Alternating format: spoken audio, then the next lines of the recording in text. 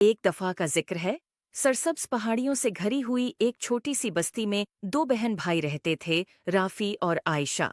राफी, बड़ा भाई, अपनी चालाकी के लिए मशहूर था, मगर वो अक्सर अपनी चालाकी को शरारतों के लिए इस्तेमाल करता था। आयशा, इसकी छोटी बहन, नेक दिल थी, मगर राफी के शरारती कामों में बह आसानी से शामिल हो जाती थी।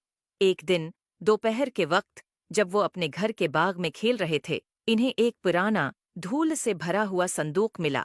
संदूक के अंदर उन्हें एक चमकदार लकड़ी की छुड़ी मिली जिस पर प्रासरार नक्श व नुगार बने हुए थे। तजस्सुस से भरे हुए वो छुड़ी को अपनी दादी जहरा के पास ले गए। दादी जहरा की आंखें छुड़ी को देखकर पहचान से चमक उठीं। मेरे प्यारे बच्चों, ये एक जादुई छुड़ी है, उन्होंने वजाहत की। ये ख्वाहिशात पूरी कर सकती है, मगर याद रखो, इसे अक्लमंदी और नेकी के साथ इस्तेमाल करना चाहिए। अगर उसे खुद गर्जी या बेवकूफ़ी से इस्तेमाल किया गया तो ये मुश्किलात पैदा कर सकती है। जो दादी जहरा की वार्निंग को नज़रअंदाज करते हुए राफी ने फौरन एक बड़ी मिठाई के ढेर की ख्वाहिश की। अचानक कमरा मिठाइयों, चॉकलेट्स और केकस से भर गया। आयशा खुशी से चला उठी, मगर जल्द ही उन्हें एहसास हुआ कि मिठाइयाँ इतनी ज्यादा हैं कि वो खा नहीं सकते, और पूरा घर एक चपचपी जिंदगी में बदल गया। जिंदगी की परवाह किए बगैर राफी ने दूसरी ख्वाहिश की। इस बार इसने एक सुनहरी साइकिल की ख्वाहिश की। एक चमकदार सुनहरी साइकिल जाहिर हुई, मगर ये इतनी भारी थी कि चलाने में मुश्किल थी, और जैसे ही राफी ने उसे चलाने की कोशिश की, वो टूट गई। मायूस होकर इसने एक के बाद एक ख्वाहिश करना जारी रखा। हर एक ख्वाहिश का नतीजा किसी न किसी मुसीबत में निकला। आयशा, जो ये सब देख रही थी, इसे दादी जहरा की बातें याद आईं।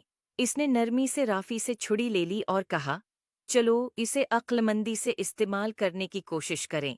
राफी, शायद हमें ऐसी चीज की ख्वाहिश करनी चाहिए जो दूसरों की मदद करे। राफी ने हचकचाते हुए इत्तेफाक किया। आयशा ने अपनी आंखें बंद कीं और बस्ती के खशक कनवे को ताज़ा, साफ पानी से भरने की ख्वाहिश की। जादुई छुड़ी रोशन हो गई, और जब वो कनवे की तरफ दौड़े तो उन्हें कनवा चमकते हुए पानी से भरा हुआ मिला।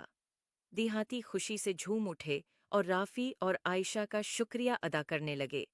उन्होंने जो खुशी बस्ती को पहुंचाई, उसको देखकर राफी ने जादुई छुड़ी की हकीकी ताकत को समझा।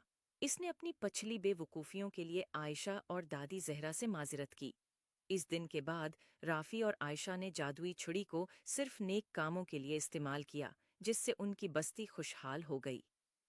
किसी नन्मा अखलाक, इस कहानी से सीखने को मिलता है कि ताकत और वसाइल को अक्लमंदी और नेकी के साथ इस्तेमाल करना चाहिए। खुद गर्जी या बेवकूफ़ाना अमल मुसीबत ला सकते हैं, मगर जब उन्हें दूसरों की मदद के लिए इस्तेमाल किया जाए तो वो खुशी और खुशहाली ला सकते हैं। उम्मीद है आपको स्टोरी पसंद ए होगी। Thanks for watching. Please like and subscribe my YouTube channel.